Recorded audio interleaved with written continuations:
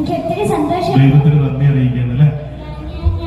എനിക്ക് ചേട്ടൻ പറഞ്ഞ പോലെ കുറെ സ്റ്റേജിൽ വേറെ കൺട്രീസിലും ചെയ്യാൻ നിന്നിട്ടുണ്ട്. പക്ഷെ ഇത് ആദ്യമായിട്ടാണ് ഒരു സ്റ്റേജിന്റെ ഉദ്ഘാടനത്തിന് വരാൻ പറ്റിയതിൽ ഒത്തിരി സന്തോഷമുണ്ട്. മെയിൻകുട്ടി പറഞ്ഞാൽ വലിയൊരു കാര്യമുണ്ട്. കാരണം എന്താ അറിയോ, 9 വയസ്സിനിടയ്ക്ക് 13 രാജ്യങ്ങളിൽ പാടിയിട്ടുണ്ടാണ്. 9 വയസ്സിനുള്ളിൽ 13 രാജ്യങ്ങളിൽ പോയിട്ടുണ്ട് ആള്. ഏതൊക്കെ രാജ്യങ്ങളിൽ പോയി? ഞാൻ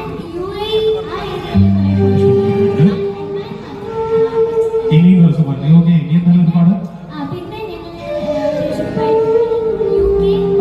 സ്കോട്ട്ലാൻഡ് പോയി, തായ്ലാൻഡ്, പിന്നെ ഇസ്രായേൽ പോയി. അതാണ് അടിപൊളിയായിരുന്നു.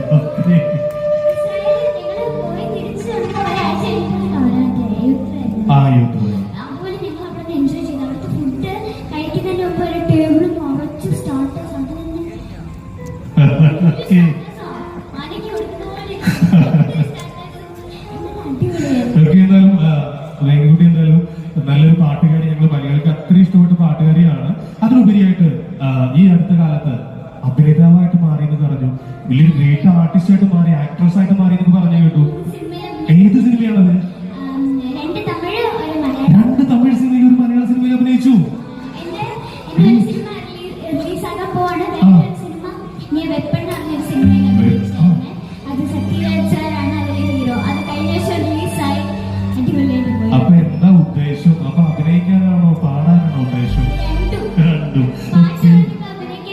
Okay, great. ഇനി അധികം സംസാരം വേണ്ട, നമുക്കധികം പാട്ട് കേൾക്കാം. മേഘൻകുട്ടിയുടെ പാട്ട് കേൾക്കാൻ കൊതിച്ചിരിക്കുന്നവരല്ല.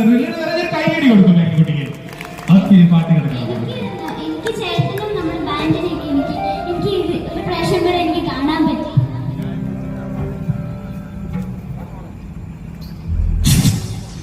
ഞങ്ങൾ ഇതിനു മുമ്പ് ഞങ്ങൾക്ക് പാലക്കാടിന് ചെയ്യാൻ പറ്റിയായിരുന്നു.